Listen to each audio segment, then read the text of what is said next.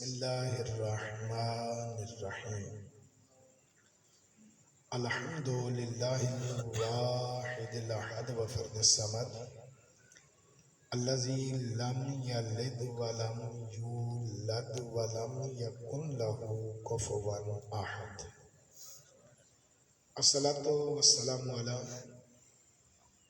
اول العدد ورسولہ المسدد المصطفى الامجد ومحمود الاحمد حبیب الہ العالمین ابی الزہراء محمد. اللهم صل على محمد وآل محمد.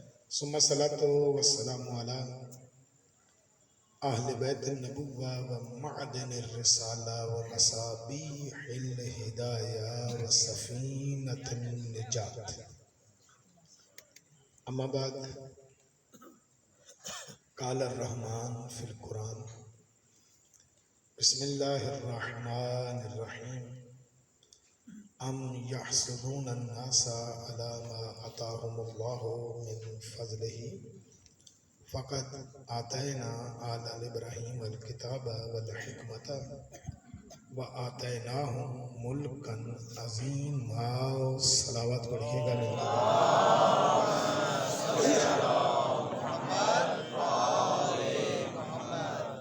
ارباب دانش و صاحبان علم حضرات،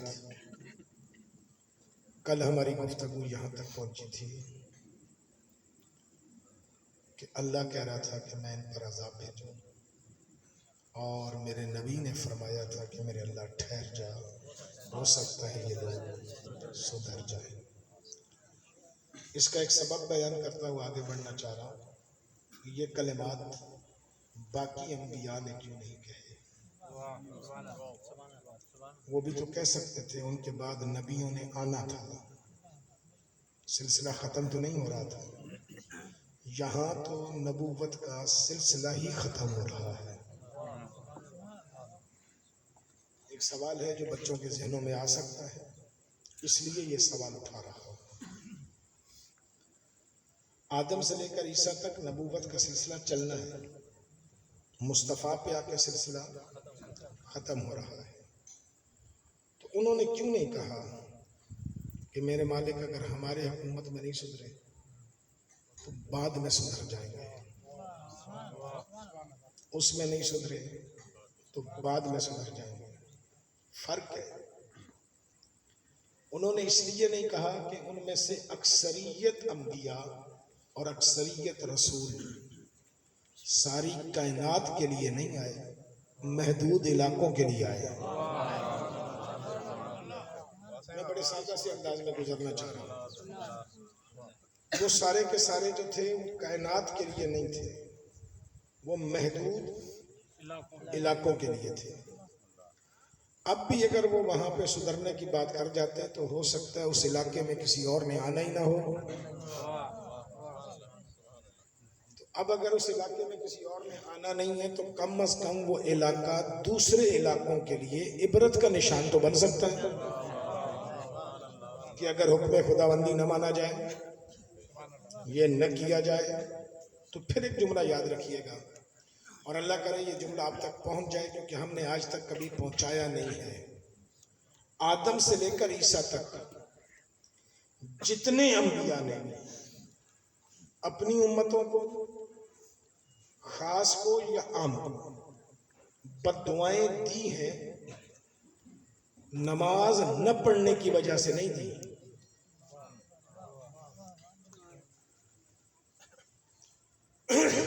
بات سمجھ آئی؟ نماز نہ پڑھنے کی وجہ سے نہیں دی. نمازیں اور عبادتیں ساری امتوں پر واجب رہی ہیں. سورہ مزمل میں اللہ ارشاد فرما رہا ہے کہ میں اللہ اپنی سنتیں تبدیل نہیں کیا کرتا، میں اپنے قوانین تبدیل نہیں کیا کرتا. روزے نہ رکھنے کی وجہ سے نہیں، روزے سابقہ امتوں پر بھی ہیں، اور قرآن فرما رہا ہے کہ تم پہ بھی اس لیے واجب کیے کہ تم سے پہلی امتوں پر کیے ہوئے ہیں. عذاب کی بددعا دو صورتوں میں مانگی گئی. ایک اپنے وقت کے نبی کو تنگ کرنا، اذیت دینا، تکلیف پہنچانا، اس کی وجہ سے عذاب آیا ہے۔ دوسرا، خدا کی مخلوق کا خیال نہ کرنا، جسے آپ کہتے ہیں حقوق العباد۔ بات سمجھ آ رہی ہے؟ جسے آپ کیا کہتے ہیں؟ حقوق العباد۔ جائیے گا قرآن پاک کا مطالعہ کیجئے گا، قرآن پاک کے اندر کوئی ایسی آیت نہیں ملے گی کہ فلاں قوم نے عبادت چھوڑ دی تھی اس لیے عذاب بھیجا ہے۔ فلاں قوم پہ اگر پتھروں کا عذاب آیا ہے تو انہوں نے ناپ تول میں کمی کرنا شروع کر دی تھی، مخلوق کا خیال نہیں کر رہے تھے۔ یعنی اگر مخلوق کا خیال نہ کیا جائے تو اللہ عذاب بھیجتا ہے۔ حقوق العباد بہت دور تک لے کے جاتے ہیں۔ میں مجلس تو کراؤں، میں ماتم تو کراؤں، میں جشن تو کراؤں، میں عزاداری تو کروں، میں زیارتوں پر تو جاؤں، میں حج پر تو جاؤں، لیکن یہاں میں کمیشن کے مال کھا کھا کے باتیں لگیں گی تو مشکل۔ جی میں تو بڑا شریف آدمی ہوں، اگر آفس میں جاتا ہوں، وہاں ڈیوٹی کرتا ہوں تو آفیسر کہتے ہیں حرام لے، میں حرام لینے کا عادی نہیں، اس لیے میں آفس جاتا ہی نہیں۔ تنخواہ مہینے کے مہینے میرے گھر آ جاتی ہے۔ تجھے پتہ ہے غازی کے علم کے نیچے بیٹھ کے بتا رہا ہوں، وہ تیری تنخواہ حلال نہیں حرام ہے۔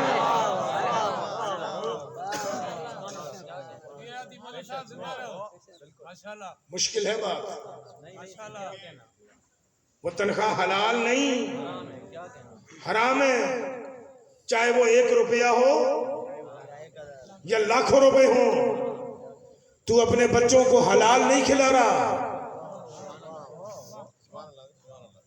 صرف حرام کے نطفے سے حرامی پیدا نہیں ہوتے، حرام رزق بھی کھلایا جائے تو اولاد حلال نہیں رہتی۔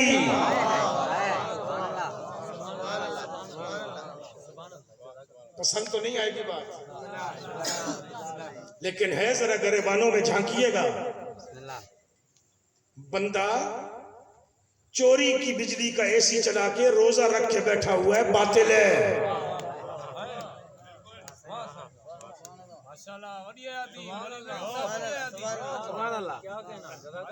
جواز بنا لیے، مملکت اسلامی نہیں، او بھائی حکومت اسلامی نہیں، لیکن جن پہ وہ بوجھ ڈال رہی ہے وہ تو مسلمان ہیں۔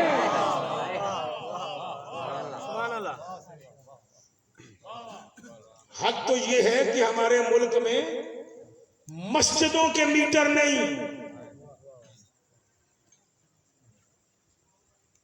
وہاں بھی کئی جگہوں پہ گیا ہوں، آل محمد کی مہربانی ہے، سے ذکر کی وجہ سے لنگر پارکر سے لے کر پارا چنار تک جاتا ہوں، کئی جگہوں پہ گیا ہوں کہ مسجد بھی چوری کی کنڈی کی بجلی پہ چل رہی ہے۔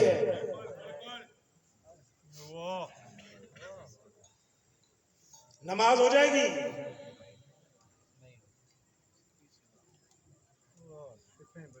وضو کی شرائط، یہ مسئلے بھی اگر ہم نہیں بتائیں گے تو کون بتائے گا؟ اگر ہر مجلس میں کم از کم ایک فقہ کا مسئلہ بتایا جائے تو ہماری قوم کے نوجوان جاہل نہ رہیں، ان کے پاس عقیدہ بھی آ جائے، مسئلہ بھی آ جائے۔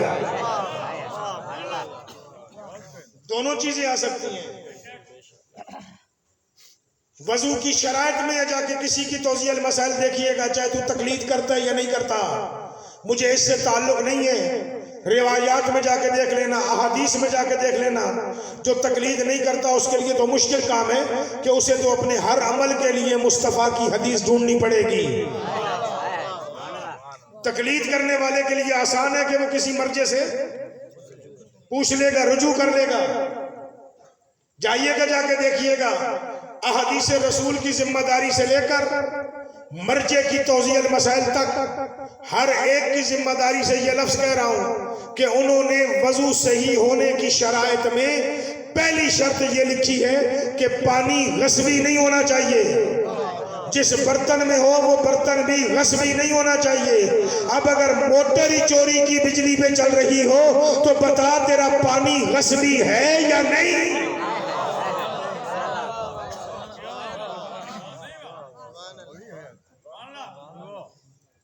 اس سے وضو کر کے مجلس میں جا.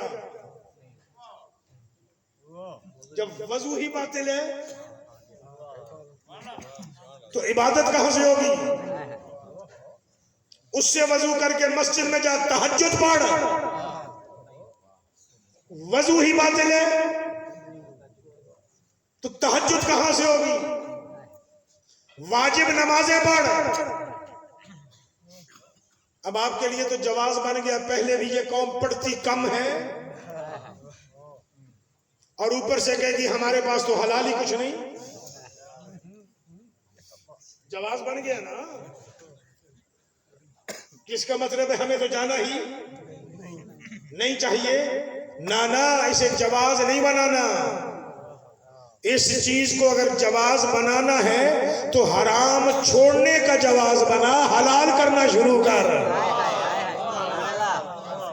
ایک صلوات پڑھیے گا مل کے باواز بولا.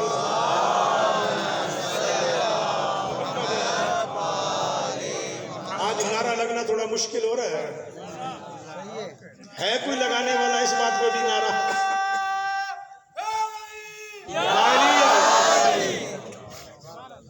کربلا میں حسین نے جو ساتھی بلائے ہیں ان میں سے ایک بھی ایسا نہیں جس کا اس پورے علاقے میں کوئی بندہ اٹھ کر حرام تو حرام رہ گیا, کوئی بندہ اٹھ کے کہے کہ اس نے مکروہ کام بھی انجام دیا ہے. کربلا میں جو حسین نے گلدستہ سجایا ہے نا, وہ گلدستہ ایسا نہیں ہے. عبادت میں کمی بیشی ہو جائے تو وہ معاف کرتا ہے. حقوق العباد میں کمی بیشی ہو جائے تو وہ معاف نہیں کیا کرتا. نماز میں کمی بیشی ہو جائے وہ معاف کرے گا, اس کا حق ہے. روزے میں کمی بیشی ہو جائے وہ معاف کرے گا, اس کا حق ہے. حج میں کمی بیشی ہو جائے وہ معاف کرے گا, اس کا حق ہے.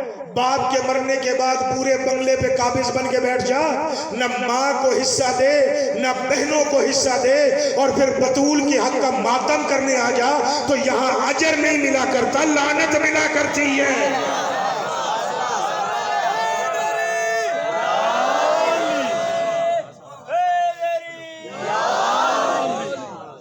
شریعت نے بہنوں کا, بیٹیوں کا زمین میں, بنگلے میں, گھر میں حصہ رکھا ہے, جہیز نہیں رکھا.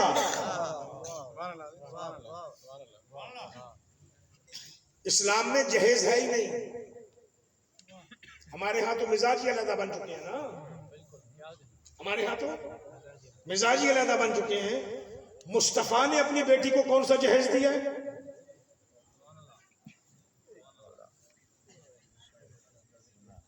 نا وہ جو لوٹا میرے بزرگوار گنوا رہے ہیں, وہ جو چادر, وہ جو مشکیزہ, وہ جو بستر چمڑے کا, وہ جو اون کا کمبل, یہ جو چیزیں دی ہیں یہ مصطفیٰ نے نہیں دی. مصطفیٰ نے کہا تھا یا علی اپنی ذرہ بیچ, اس کے آدھے پیسوں سے بطول کا جہیز بناتے ہیں, آدھے سے ولیمہ کرتے ہیں.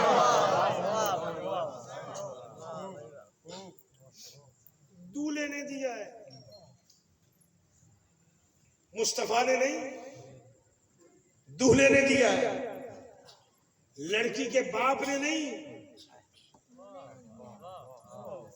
لڑکے نے دیا ہے, شوہر نے دیا ہے. ذرہ علی کی بیچی گئی ہے, محمد کی نہیں بیچی گئی. بات سمجھ میں آ رہی ہے کچھ؟ چلے جائیے گا ختیجہ کے عقد پہ, مالدار تھی, ملکۃ العرب تھی. آیت اللہ محمد علی اشتہاردی کا ایک جملہ تمہیں ہدیہ کرتا جاؤں کہ ختیجہ اتنی مالدار تھی کہ اس کے گھر میں جو کبھی کبھی زیور پہننے کے لیے سونے اور ہیرے جواہرات کے پڑے ہوئے تھے, اگر ان سارے زیوروں کو اکٹھا کر لیا جائے تو عرب کے 2 اونٹ اس کے سائے میں کھڑے ہو جایا کرتے تھے. اتنی مالدار تھی پھر بھی حق مہر بھی لیا ہے، جہیز بھی محمد نے بنایا۔ ہمارے ہاں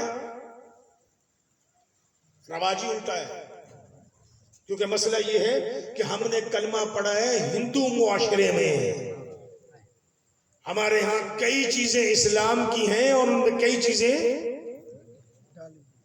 ہندوؤں کی رسمیں ڈالی گئی ہیں جو ہماری قبیلائی رسمیں چلتی ہوئی آ رہی ہیں۔ اسلام رسموں کا دین نہیں ہے، عبادت کا دین ہے۔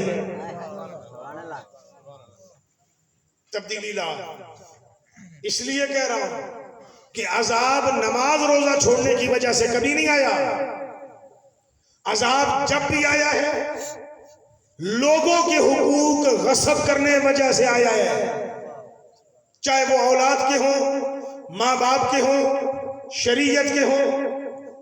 چلے ایک مسئلے پہ بات پھر کرتا ہوا چلے جاؤں، مدرسے میں بیٹھے ہیں کبھی دیگت کے مسئلے پڑھیے گا، قصاص کے، دیگت کے۔ تھپڑ مارا جائے نا اور یہ حصہ لال ہو جائے، 2.5 گرام سونا دیت دینا واجب ہے۔ بتاؤں کس کی کس پر؟ باپ ہمارے بیٹے کو یہ حصہ لال ہو جائے تو باپ پہ واجب ہے دیت دے۔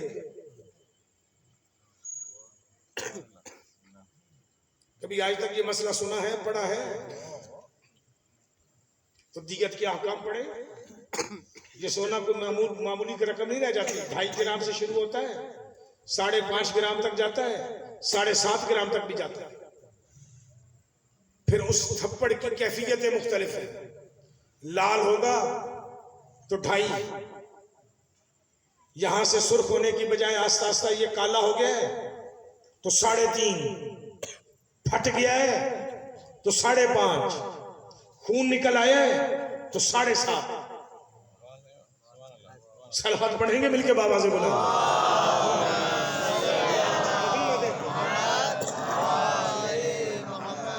سر اٹھائیے گا، بات سمجھیے گا۔ نماز اللہ کا حق ہے، روزہ اللہ کا حق ہے، حج اللہ کا حق ہے، لیکن تیرے فروعات دین جو بچوں کو یاد کراتے ہو اس میں 2 حق بندوں کے ہیں، اگر نہ دیے جائیں تو اللہ اپنی عبادت قبول نہیں کرتا۔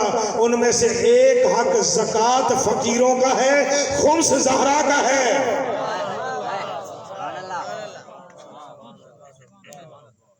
جہاں بھی حکم دیتے ہیں اقیموا الصلاۃ و آتوا الزکاۃ، زکوٰۃ دے، قرآن کہہ رہا ہے یہ فقیروں کا حق ہے۔ یہ نماز کے ساتھ جوڑ کے کیوں رکھا ہے؟ اسی لیے جوڑ کے رکھا ہے کہ فقیروں کا حق غصب نہ کر، پھر نماز پڑھ، تب جا کے آگے بڑھے گا۔ اور اگر حسینی بننا ہے، شیعہ بننا ہے، حبدار بننا ہے تو کہلانا آسان ہے، بننا بڑا مشکل ہے۔ کہلانا آسان ہے۔ شیعت میں اگر تو نے قدم رکھ لیا نا، لا الہ الا اللہ محمد الرسول اللہ علی ولی اللہ، اگر تو نے پڑھ لیا ہے نا تو اس کے بعد تیری اپنی مرضی چل ہی نہیں سکتی۔ اب یا مرضی چلے گی علی کی یا چلے گی محمد کی۔ بیعت کا مطلب کیا ہے؟ اپنے آپ کو بیچ دینا۔ بیعت کا مطلب کیا ہے؟ اپنے آپ کو بیچ دینا۔ اب آپ میں سے کون کون بیٹھا ہوا ہے جو غدیر پہ بیعت کرتا ہے؟ اچھا، جو غدیر پہ علی کی بیعت کرنا چاہتے ہو یا کی ہوئی ہے، ذرا دیکھنا چاہتا ہوں ان میں سے کون بندہ بیٹھا ہوا ہے حیدری۔ اس کا مطلب ہے آپ میں سے ہر بندے کے ہاتھ نے غدیر پہ علی کے ہاتھ میں بیعت کی ہوئی ہے۔ علی کو مولا مانتے ہو؟ مولا ماننے کا مطلب کیا ہے؟ کہ میں نے اپنا آپ علی کو بیچ دیا ہے، اب علی کی مرضی ہے مروائے یا بچائے۔ علی نے بھی اپنا آپ بیچا یا نہیں؟ میں یشری نفسہ ابتغاء مرضات اللہ، علی نے بھی اللہ کی رضا کی خاطر، خوشنودی کی خاطر اپنا نفس بیچ دیا تھا یا نہیں؟ بیچ دیا تھا۔ اس کے بعد علی نے کبھی اپنی جان کی پرواہ کی نہیں۔ پوچھنے والے نے پوچھا یا علی موت سے ڈر نہیں لگتا؟ تو علی فرمانے لگے میری ہے ہی نہیں، جس کی ہے چاہے مروائے چاہے بچائے۔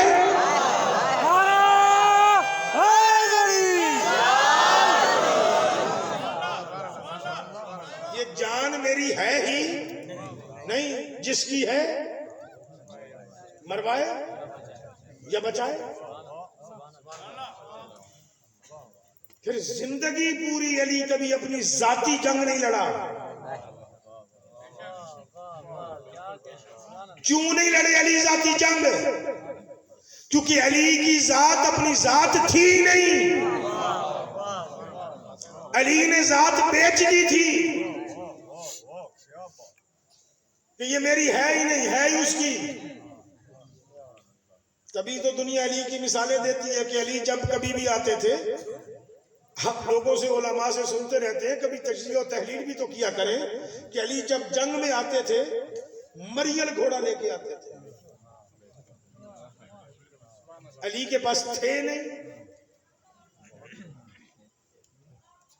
ایک تو مورخ نے بدبختی کی ہے، بنی امیہ کے نمک خاروں نے، بنو عباس کے نمک خاروں نے، کہ انہوں نے تجھے اور مجھے بتایا کہ یہ خاندانی غریب تھا۔ طائف میں علی مولا کے 40 ذاتی باغ تھے کھجوروں کے۔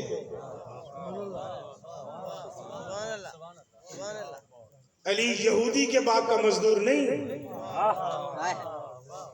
علی اپنے باغ کا مزدور ہے۔ 40 سے زیادہ کھجوروں کے باغ تھے علی کے، جو علی کی ولادت پر ابو طالب نے خرید کے علی کے نام ہبہ کیے تھے۔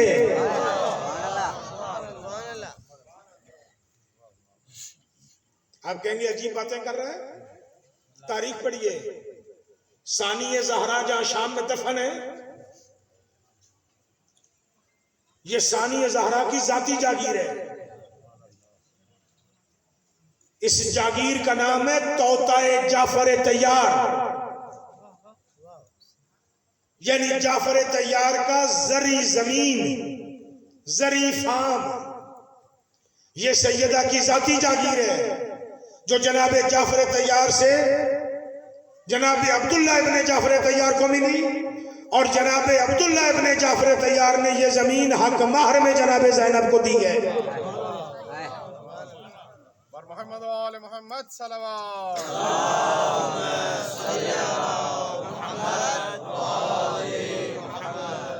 علی نے اپنا آپ بیچا ہے۔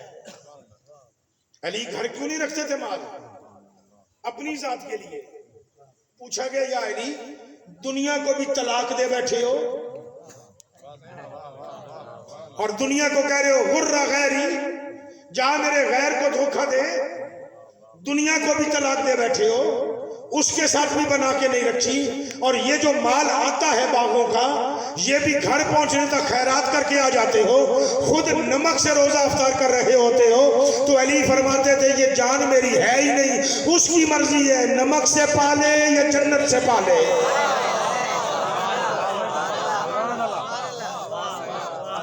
یہ وجود میرا ہے ہی نہیں۔ اگر تو نے بھی اپنے آپ کو بیچ دیا ہے نا حسین کے لیے تو عزادار سر اٹھانا، پھر ہر گلی میں جا کے جملہ کہا کر میں اپنے آپ کا ہوں ہی نہیں، میرا وجود ہی حسین کا وجود ہے، چاہے تو مجھے نیاز پہ پالے چاہے تو گھر کی محنت پہ پالے، میرا وجود ہے ہی میرا نہیں، ہے ہی اس کا۔ جب بندہ اس کو وجود دے دیتا ہے پھر بندے کا اپنا نہیں رہتا، جہاں مرضی کرے۔ ہم میں سے اتنے کتنے لوگ بیٹھے ہوں گے کہ جنہوں نے اپنا آپ حسین ابن علی کے حوالے کیا ہوا ہے؟ ہیں کچھ؟ اور اگر ہیں تو کم از کم آج کی شب جا کے گھر میں ضمیر کی عدالت میں اپنے دماغ کو جج بنا کے حسین ابن علی کے سامنے، وقت کے امام کے سامنے فیصلہ کرنا کہ زندگی میں حلال کتنا کرتا ہے، حرام کتنا کرتا ہے.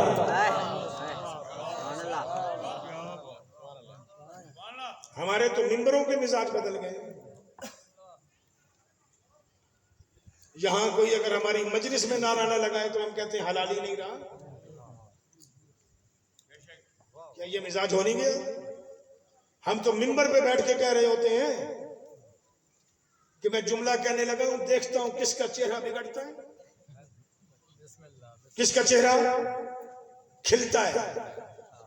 کہنے والے کو بھی شرم نہیں آتی اور یہ جملہ سننے والے کو بھی شرم نہیں آتی. کیوں خطیب صاحب تو جملے بول کے ہمارے چہرے نہ دیکھ کے بگڑ رہے ہیں یا کھل رہے ہیں؟ اس جگہ پر آ کے علم عباس کے نیچے فرش عزا پہ بیٹھ جانا اس بات کی دلیل ہے کہ حسین نے ہمارا مقدر سنوارا ہوا ہے. تجھے داد دے نہ دے وہ ہمارا مسئلہ ہے. ہمارا یہاں آ جانا مقدر کے صبر ہونے کی دلیل ہے.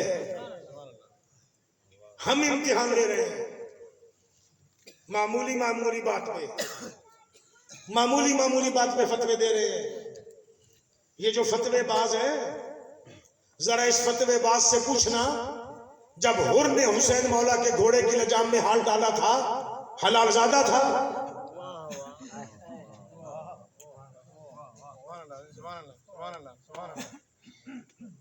دوسرا لفظ تو میں بول ہی نہیں سکتا حر کے لیے، میری زبان جل جائے. کیا خیال ہے؟ ایک عمل دیکھ کے آپ نے فتویٰ لگا دیا.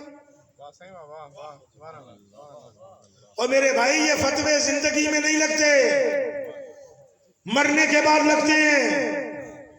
وہاں جا کے پتا چلتا ہے کہ حلال موت مرا ہے یا حرام موت مرا ہے.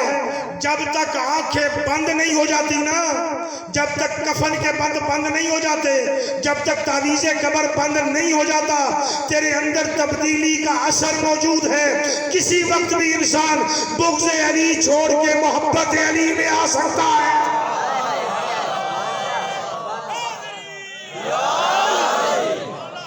لوگوں کے لیے دروازے بند نہ کر. پہلے یہ جملے پرایوں کو کہے جاتے تھے، آج اپنوں کو کہے جا رہے ہیں. پہلے پرایوں کو کہے جاتے تھے، آج اپنوں کو کہے جاتے ہیں.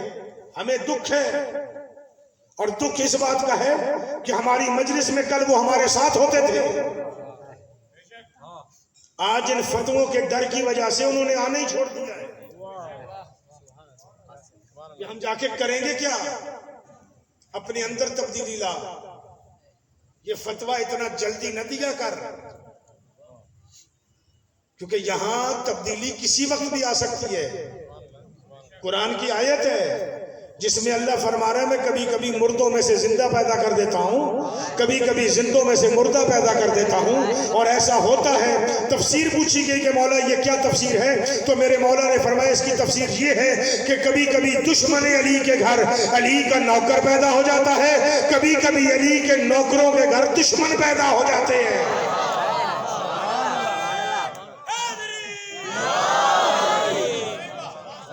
لوگوں کے لیے راستے کھول کے رکھ، انہیں اپنی مجلسوں میں بلا، ان کے آنے کے راستے کھول، ان پہ فتوے نہ لگا. کوئی مسئلہ نہیں ہے.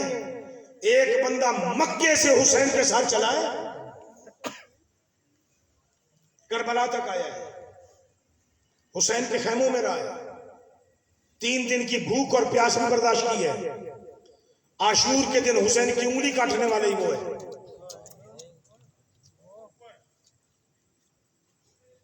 تاریخ پڑھنا. اور ایک بندہ حسین کو گھیر گھار کے کربلا لانے والا ہی وہی ہے، پانی بند کرنے والا ہی وہی ہے، جنگ کا نقشہ ہی بنانے والا وہ ہے. پر شب عاشور کو جا کے دروازہ حسین پہ قدموں پہ گر کے معافی مانگ کے حر بن رہا ہے. دروازے کھلے ہوئے ہیں، ادھر والا ادھر بھی جا سکتا ہے، ادھر والا محمد صلوات. اللہم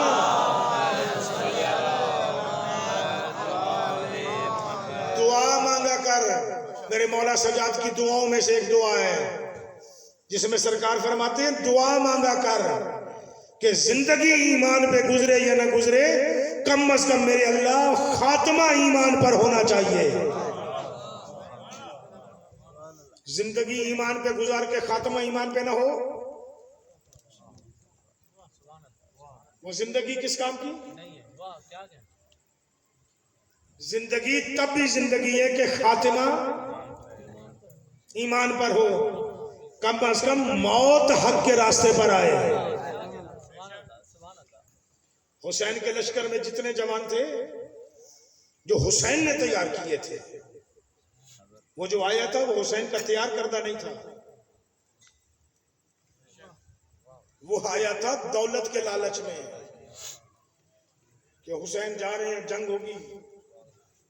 اتنے جری ہیں حسین کے ساتھ یزید کی فوج تو مقابلہ ہی نہیں کر سکے گی تو کل مجھے بھی مال غنیمت ملے گا.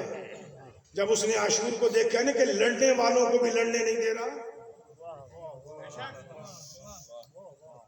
یہ تو لڑنے نہیں آیا مرنے آیا ہے تو مال کا پجاری وہاں سے نکل گیا اور جو حق کا پجاری تھا اس نے جب دیکھا نا کہ اگر ادھر رہا تو ایمان پہ خاتمہ نہیں ہوگا حق تو اس طرف ہے نوکر کو بھی لے آیا ہے بیٹے کو بھی لے آیا ہے کہ ادھر آ جا. لایا یا نہیں؟ بات ہے یہ حق کی. سرکار علی نے اکبر سے پوچھا تھا موت کے بارے میں کیا خیال ہے؟ سرکار حسین نے سرکار علی اکبر نے جواب دیا بابا موت کا خیال بعد میں بتاتا ہوں پہلے یہ بتائیے کہ ہم حق پر ہیں. کیا اکبر جانتے نہیں تھے؟ بولے جانتے تھے. حسین سے پوچھنے کا مطلب کیا ہے ہمیں بتانا چاہ رہے ہیں پیغام ہم تک پہنچانا چاہ رہے ہیں اور اگر لشکر میں کوئی ایسا ویسا ہے بھی تو اس کے ذہن پہ بات پہنچانا چاہ رہے ہیں کہ مال کی خاطر نہ یہاں آنا ہے تو حق کی خاطر آ. پوچھا بابا ہم حق پر ہیں؟ حسین مولا نے کہا ہم حق پر ہیں تو مسکرا کے کہتے ہیں پھر بابا موت کی کوئی پرواہ نہیں ہم موت پر جائیں یا موت ہم پر آئے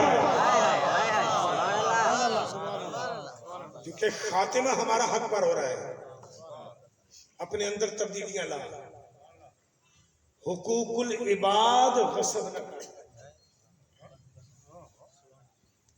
وہ چاہے بہن بھائیوں کے ہوں رشتہ داروں کے ہوں محلے والوں کے ہوں صوبے والوں کے ہوں ملک والوں کے ہوں دنیا والوں کے ہوں بندوں کے حقوق کی حفاظت کر ان کے حق غصب. ایک 4 آنے 25 پیسے کیا 5 پیسے کا بھی ناحق مال اگر تیرے حق کے مال میں آ جائے تو سارا حرام ہو جاتا ہے کیونکہ مشکوک ہو گیا. مومن ہونا آسان نہیں شیعہ ہونا آسان نہیں ہے. اپنے اندر تبدیلی لا. حقوق غصب کرنے سے بچ. نماز میں کوتاہی ہو گئی معافی ہو جائے گی. ماتم میں کوتاہی ہو گئی معافی ہو جائے گی. مجلس سننے میں کوتاہی ہو گئی معافی ہو جائے گی. نیاز کرنے میں کوتاہی ہو گئی معافی ہو جائے گی کیونکہ یہ سارے اللہ کے اور اس کے کریم بندوں کے حق ہیں. وہ اگر ہو بھی گئے تو معافی ہو جائے گی. جو بندہ تجھے اس دنیا میں معاف نہیں کر رہا سوچ آخرت میں کیسے معاف کرے گا. مثلا آپ کو معمولی سا فائدہ بتاؤں. فائدہ میرا بات کرنے کا انداز اپنا ہوتا ہے. آپ کو غیبت کرنے کا معمولی سا فائدہ بتاؤں. آپ چاہے اسے نقصان سمجھیں میں آپ کو فائدہ بتا رہا ہوں کیونکہ ہم کرتے جو ہیں تو ہم سارے کام کس کے لیے کرتے ہیں بولے فائدے کے لیے کرتے ہیں نا. تو میں آپ کو فائدہ بتاتا ہوں غیبت کرنے کا. پہلے تو شہید حسینی کا جملہ سنیں, شہید عارف حسین الحسینی کا, ان کی کتاب ہے میثاق خون, اس میں بھی یہ جملہ لکھا ہوا ہے. میں نے تو اپنے کانوں سے سنا ہوا ہے, آنکھوں سے دیکھا ہوا ہے جب وہ جملہ ارشاد فرما رہے تھے. پشاور کے اندر جملہ ارشاد فرما رہے تھے پنجاب یونیورسٹی کے طلاب میں. وہ فرمانے لگے کہ کوئی بندہ علی ولی اللہ پڑھنے والے شیعہ کی اگر غیبت کرے تو وہ غیبت کرنے والا شیعہ تو درکنار, میں حسینی اسے مسلمان ہی نہیں سمجھتا ہوں. یہ جملہ کس کا ہے؟ شہید عارف حسینی کا. ہم تو غیبت نہیں کرتے ہوں. اچھا مثلا میں نے غیبت کی بھائی جان, اب مجھے فائدہ دیکھیے, میں نے ان کی غیبت کی, مجھے فائدہ ہو رہا ہے. گھر بیٹھے اللہ نے میری ساری نیکیاں اٹھا کے ان کو دے دی. گھر بیٹھے مجھے فائدہ ہو رہا ہے, میری ساری نیکیاں اٹھا کے ان کو دے دیے, ان کے سارے گناہ اٹھا کے مجھے دے دیے. وزن تو آیا نا میرے پاس, فائدہ تو ہوا نا, نیکیاں چلی گئی, گناہ سارے آ گئے. اب میں قیامت کے دن کھڑا کہہ رہا ہوں میرے اللہ میں نے تو بڑی نیکیاں کی تھیں, 30 سال مجلسیں پڑھی تھیں, نمازیں پڑھی تھیں, روزے رکھے تھے, حج کرنے کی کوشش کر رہا تھا, زیارتیں ہر سال کرنے جاتا تھا, میں نے تو بڑے کام کیے تھے. یہ مولا کیا ہوا, کدھر گئی؟ کہ تجھے فائدہ ہوا ہے نا, تو نے فلاں کی غیبت کی تھی, میں نے سارا کچھ اسے دے دیا. اور میرے اللہ میں نے یہ گناہ کیے ہی نہیں جو میرے نامہ اعمال میں لکھے ہیں کہ یہ تجھے فائدہ ہوا ہے. تیرے پاس تھوڑے تھے, ہم نے زیادہ کر دیے. جو تو نے نہیں کیے وہ اس نے کیے تھے جس کی تو نے غیبت کی ہے. لے اب مزہ لے. مزہ کہاں جا کے لوں گا؟ جس کے گناہ زیادہ ہو جنت میں جائے گا نا. کیا خیال آپ کا؟ جہنم میں. کس بات پہ چلا گیا؟ ایک غیبت پہ. اب وہاں محشر کے میدان میں اس کی منتیں کر رہا, میزان پہ علی کھڑے, معاف کر. اس کو بھی پتہ ہے اگر اس کو معاف کیا تو میں خود کہاں جاؤں گا. یہ کہہ رہا چھوڑ, معافی کا دروازہ بند ہو گیا. جس دن تو بھی مر گیا تھا میں بھی مر گیا تھا, اب دروازہ نہیں کھلے گا. مولا میری بخشش تو کر, تجھے تو شفاعت کا حق حاصل ہے. تو معصوم کہے گا آگے سے, امیر المومنین جیسا بندہ, کہ میں شفاعت اس کی کرتا ہوں جس نے میرے شیعہ کو تکلیف نہ دی ہو. جس نے میرے شیعہ کو تکلیف دی ہے میں اس کی شفاعت ہی نہیں کرتا. مکتب اہل بیت ایک کتاب ہے, جا کے اس میں حوالہ دیکھ لیجئے گا.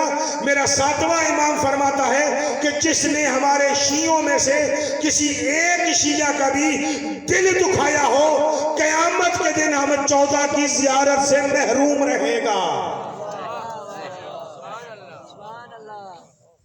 یہ عزت کس کی ہے؟ شیعہ کی. کس کی زیارت سے محروم ہو رہا ہے؟ اچھا شیعہ بھی بڑے سیانے ہیں, سیانے سمجھاؤں آپ. مومن نے روایت سنی, مولا اپنے مجمع میں کہہ رہے ہیں, بندہ اٹھا, آبان بن تغلب, بعض لوگ اسے تغلب بھی پڑھتے ہیں, آبان بن تغلب اٹھا. مولا من مراد من الشیعہ, شیعہ سے مراد کیا ہے؟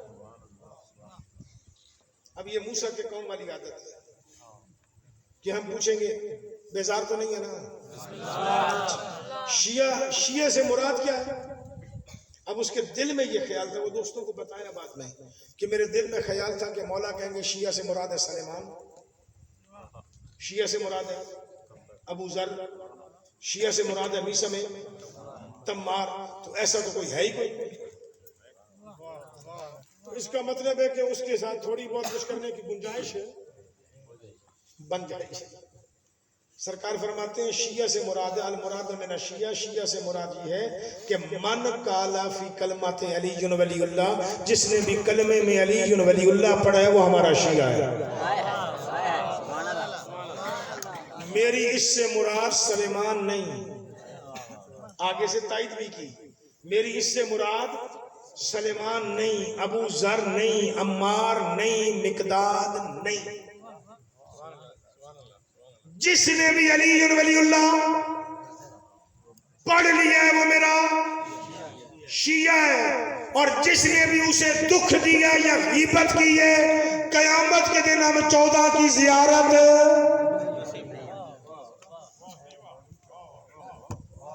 آج جا کے گریبان میں جھانکیے، اور اگر کی ہے تو میرے عقیدے کے مطابق تو مہینہ معافی والا ہے۔ آج معافی مانگ لیجئے گا، وہ حسین سے مانگے تو ہور بن جاتا ہے، تو حسین کے نوکر سے مانگ تو بھی ہور بن جائے گا۔ نسبت تو دیکھنا ہے کس کا نوکر، حسین کا۔ میرا عزیز، دین پہ نہ تیرا خرچہ ہے نہ میرا خرچہ ہے، دین پہ خرچ ہے تو علی کی بیٹی کا، اس لیے سے دین کو مذاق نہ بنا۔ اکبر جیسا بیٹا دیا ہے۔ میں شہزادہ علی اکبر کی شہادت محرم میں ہی پڑھتا ہوں، اس سے علاوہ میں کبھی زندگی میں نہیں پڑھتا ہوں، کیونکہ منع ہے۔ ہو سکتا ہے یہاں بھی مکمل نہ پڑھوں۔ منع ہونے کا سبب کیا ہے کہ اکبر کی شہادت پڑھی جائے اور کوئی روئے نہیں۔ میرے مولا سجاد کو دکھ ہوتا ہے، روایت میں ہے کہ مجلس میں آئے ہوئے ہوتے ہیں، خاص طور پہ اکبر کی شہادت والی مجلس میں آئے ہوتے ہیں، جب کوئی مومن شرماتا ہے اور نہیں روتا نا تو اس کا کندھا ہلا کے کہتے ہیں تو نے زین سے اترتا جو نہیں دیکھا۔ اس لیے منت کرنا ہوتا ہے۔ اکبر کے مسائل پہ اور کچھ نہ کر سکے ہائے کر لیا کر، کیونکہ روایت میں ایسے رویا کر جیسے ضعیف ماں جوان بیٹے کی قبر پر ہوتی ہے۔ اکبر کے لیے ایسے رونے کا ہوتا، خوبصورت ترین بیٹا ہے حسین، اسے کہا جاتا ہے یوسف آل محمد، اسی کا لقب ہے۔ ہم شکل پیغمبر بھی کہا جاتا ہے، یہ بھی انہی کا لقب ہے۔ آیت اللہ شیخ عباس قمی کہتے ہیں کہ بڑا عرصہ مجالس نہیں ہوئی کربلا میں، اکثر وہاں ظلم و ستم ہوتا رہا، اور مجھے مجلس پڑھنے کا موقع مل گیا اور مجلس ہو گئی تو میں بھی ترسا ہوا تھا، عزادار بھی مصائب کے پیاسے تھے، مجلس تھی حرم امام حسین میں، کہ میں نے شہزادہ علی اکبر کی شہادت پڑھی، پڑھ کے میں گھر چلا، گریہ بڑا ہوا، عزادار سن کے گھر چلے، بڑا گریہ ہوا، میں گھر جا کے سو گیا۔ آدھی رات کے بعد میرے گھر کا دروازہ بجا، میں نے دروازہ کھولا تو میرے سامنے ایک بی بی کھڑی، کہ میں یہ سمجھا کربلا کی رہنے والی کوئی خاتون، میں نے کہا بی بی آدھی رات کو میرے دروازے پہ آئی ہو، تو آپ کا کوئی مر گیا؟ کہا تو کہا پھر ٹھہرے، میں اندر سے تیار ہو کے آتا ہوں، پھر آپ کے ساتھ چلتا ہوں، اس میت کو غسل بھی دیتا ہوں، کفن بھی دیتا ہوں، پھر میت تیار کر کے صبح اس کا اعلان کریں گے جنازہ بھی پڑھا دوں گا۔ کہ وہ بی بی رو کے کہتی ہے شیخ مادی میرے بیٹوں کو کفن نہیں ملا، انہیں غسل، نہیں. میں نے کہا بی بی اگر نہیں ملا تو میں دوں گا نا. کہ نہیں وہ تو دفن ہو گئے ہیں بغیر غسل و کفن کے. کبھی بھی پھر میرے پاس کیوں آئی؟ کہ تجھے بتانے آئی ہوں کہ حسین کی قبر پہ اکبر کی شہادت میں پڑا گیا. کہتے اس جملے پہ میں ٹھٹک گیا, میرے بدن میں سے پسینے نکل گئے کہ خدا خیر کرے کون سی بی بی ہے. میں نیچے بیٹھ گیا. اب بی بی کی طرف دیکھ ہی نہیں رہا, نظر ہی نیچے. میں نے کبھی بھی پہلے اپنا تعارف کروا, پھر یہ بتا میں نے روایت غلط پڑھی. اس بی بی نے تعارف کروایا, شیخ مادی میں محمد کی بیٹی زہرا. میں نے کبھی بھی آپ تشریف لائیے. کہا تجھے منع کرنے آئی ہوں, آج کے بعد حسین کی قبر پر اکبر کی شہادت نہ پڑھی. بی بی میں نے غلط پڑھی. کہ تو نے کچھ بھی نہیں پڑھی. کبھی بھی کوئی روایت غلط ہو گئی. کہ روایت غلط نہیں ہوئی, تو نے ظلم پڑھا ہی کچھ نہیں. میرے اکبر پہ ظلم تو اس سے بھی زیادہ ہوا ہے, لیکن میں تجھے منع کرنے اس لیے آئی ہوں. میرے حسین کی قبر بھی جنت ہے, میری زینب کی قبر بھی جنت ہے. اب میں کبھی کربلا ہوتی ہوں, کبھی شام ہوتی ہوں. میں نے کبھی بھی ایسا کیا ہو گیا ہے کہ جب سے تو پڑھایا ہے جنت میں حسین بھی غش میں ہے, جنت میں زینب بھی غش میں ہے. جب حسین کو ہوش آتا ہے تو کہتا ہے ہائے اکبر, جب زینب کو ہوش آتا ہے تو کہتی ہے ہائے اکبر, تجھے اس دن کے لیے پالا تھا. اجر کو نہیں لگا. مولا تجھے سلامت ہے. ایک جملہ اور سن لو تو پھر کوئی شہادت کا ایک جملہ آپ کی خدمتوں میں ہدیہ کر جاؤں گا دعاؤں کی قبولیت کے لیے. مظفر گڑھ میں میں نے 1992 میں عشر محرم پڑھا. وہاں کا ایک سردار ہے, مہر ہے, وہ میری مجلس کا بانی تھا. بانیوں سے گفتگو کبھی کبھی ہو جاتی ہے. مجھے کہتا ہے کہ مجھے پتہ ہے میں شیعہ کیسے ہوں. میں شیعہ نہیں تھا, مجھے کسی مناظرے نے شیعہ نہیں کیا, کسی مولوی نے نہیں کیا. شیعہ کیسے ہوں؟ کہ میں شکاری تھا, زمین تھی, جائیداد ہے, شکار کھیلتے تھے. کہ مجھے میرے شکار نے شیعہ کیا. کیسے؟ کہ آج سے 6 سال پہلے میں صحرا میں گیا, میں نے ایک ہرنی کو مارا, پھر اس کو ذبح کیا, رکھ تھک گئے تھے صحرا میں. کہ تھوڑی دیر آرام کر کے پھر اس کی چمڑی اتارتے ہیں, کھانا بناتے ہیں, تیار کرتے ہیں, دوست بھی ساتھ. کہ تھوڑی دیر کے بعد ایک ہرن آ گیا. ہم جب اس کی کھال اتارنے لگے تھے, پٹھے کے کھال اتارے, تب ایک ہرن آ گیا. اب وہ ہم سے لڑ پڑا, اسے موت کا ڈر نہیں تھا. کہ میں نے بندوق اٹھائی, میں نے اس ہرن کو گولی ماری. کہ جب اس ہرن کو گولی لگی نا, تو کہتے میرے ہاتھ سے بندوق گر گئی. ہرنی کی لاش زمین سے اٹھی ہے, گری. کہتے میں توبہ کرنے لگ پڑا. دوستوں کو کہا اس کو جلدی ذبح کرو, حرام نہ ہو جائے. میں توبہ کرنے لگ پڑا. مجھے دوستوں نے کہا کیا ہوا ہے؟ میں نے کہا یار بڑا ظلم ہو گیا, جو میں نے ابھی مارا ہے یہ بیٹا ہے, جو پہلے ماری تھی یہ ماں ہے. اگر آپ کا بات سمجھ آ گئی نا, اس سے بعد مجھے شاید مصائب پڑھنے کی ضرورت ہی نہ پڑے.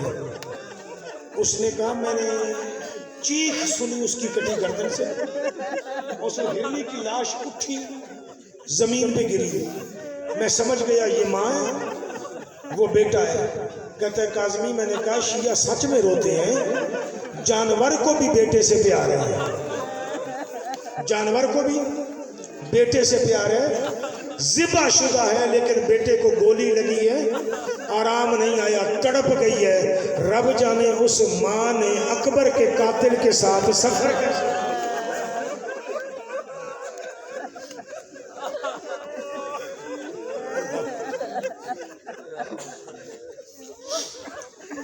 کہ مجھے لیلا اور اکبر نے شیعہ کیا،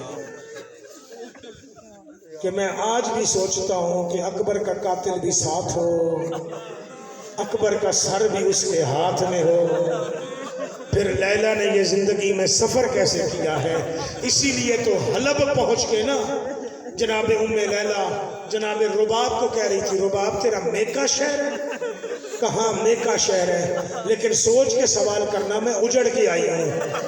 تو جناب لیلا نے ہاتھ جوڑ کے بندھے ہوئے ہاتھ جوڑ کے کہا تھا کہ رباب اگر تیرا کوئی باپ کا جاننے والا ہو نا اس کو بلا کے کم از کم ایک احسان کر، اسے کہہ کہ اکبر کے قاتل کو دور لے جائے، یہ اکبر کا سر پکڑ کے میرے پاس سے گزرتا ہے، ہنستا ہے نا میرے جگر پہ برچھی لگتی ہے۔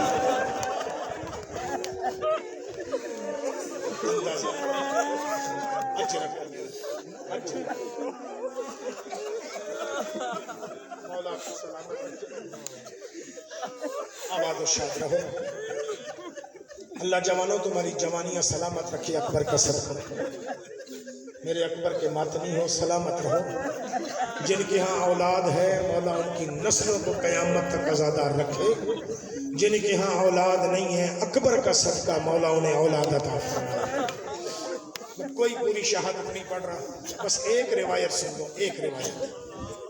مدینے آئے نا، مدینے قید سے واپس مدینے آئے، میرے مولا باقر سے نا، میرے مولا باقر سے مدینے کے ایک بندے نے پوچھا کہ مولا جی کہ کربلا کے واقعات سنے، دکھ تو بہت ہو، ہم آپ کے عزادار ہیں، شیعہ ہیں۔ مولا کہتے اچھا کہ مولا ایک بات عجیب ہے، مولا فرماتے کون سی بات عجیب؟ یہ اجل اللہ مرتضیٰ جعفر عاملی اس روایت کے راوی، میں نے پوچھا ان سے کہ بات عجیب ہے کون سی؟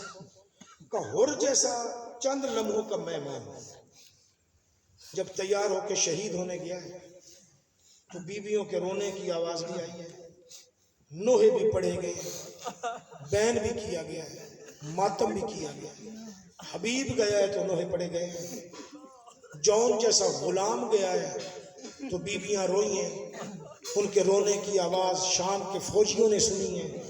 لیکن مولا کتنی عجیب بات ہے، آپ کا چاچا اکبر جب گیا تھا تو کوئی بیوی روئی کیوں نہیں؟ کسی بیوی کے رونے کی آواز نہیں بیان کی جاتی، کوئی بیوی روئی کیوں نہیں؟ میرے مولا نے زانو پہ ماتم کیے، ماتم کر کے کہتے ہیں مدینے والے تو نے عدل نہیں کیا ہے، تو نے انصاف نہیں کیا ہے۔ کہ مولا کیا بات ہوئی؟ کہا تجھے بتا رہا ہوں رونے کے لیے ہوش میں ہونا ضروری ہے۔ اللہ اکبر، اللہ اکبر، اس سے بڑھ کے اور میں کیا پڑھوں گا؟ میرا مولا فرما رہا ہے رونے کے لیے ہوش میں ہونا ضروری ہے۔ جب میرا چاچا اکبر گھوڑے پہ سوار ہو کے نکلا تھا نا، جو بیوی جہاں کھڑی تھی وہی گر گئی، حالت غش میں چلی گئی۔ ایک میری دادی زینب کو ہوش تھا چند لمحے، اس نے بھی دونوں ہاتھ سر پہ رکھ کے ایک ہی مرثیہ پڑھا، یا اکبر ارحم علی غربتنا، اکبر پردیس میں ماں کی غربت میں رحم کر، وہ ذرا آہستہ چل، کہ وہ بھی گری رش کر گئی کہ میرے دادے کو کہنے پڑا اکبر آہستہ چل، گئی تیری کوئی ماں ماری نہ جائے۔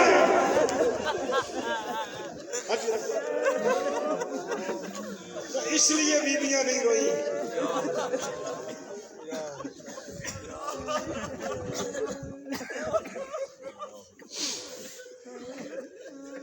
یہ کربلا کا واحد شہید ہے جس کے پیچھے پیچھے حسین چلا ہے۔ نہیں تو کسی شہید کے پیچھے میرا مولا حسین نہیں چلتا.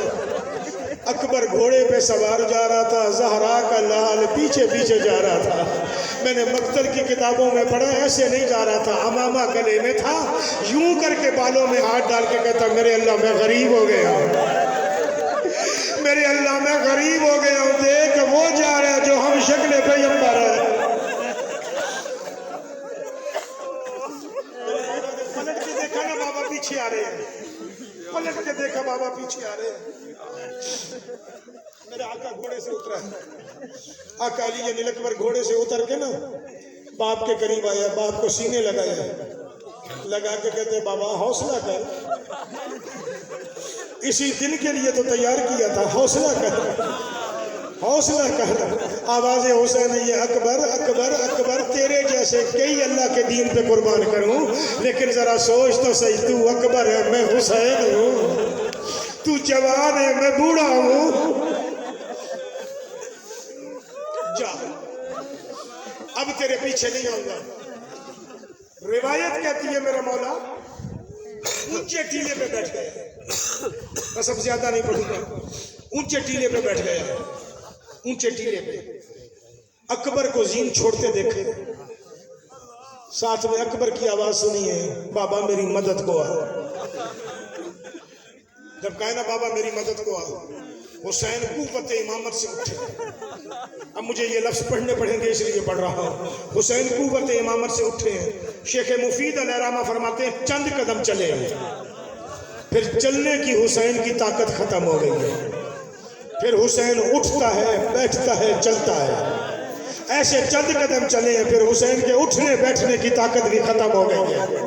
پھر حسین نے کیا کیا ہے, قبلہ فرماتے ہیں پھر ایسے چلے ہیں جیسے 6 مہینے کا بچہ کونی اور گھٹنوں کے بل چلتا ہے نا, ایسے چلتا بھی جا رہا ہے, ساتھ میں آواز دیتا جا رہا ہے اکبر بول مجھے نظر کچھ نہیں آتا, اکبر آواز دے مجھے نظر کچھ نہیں آ رہا, وہ تو میرے چندر چلنے کی طاقت ہی ختم ہو گئی ہے کوئی جو مجھے اکبر اٹھا دے.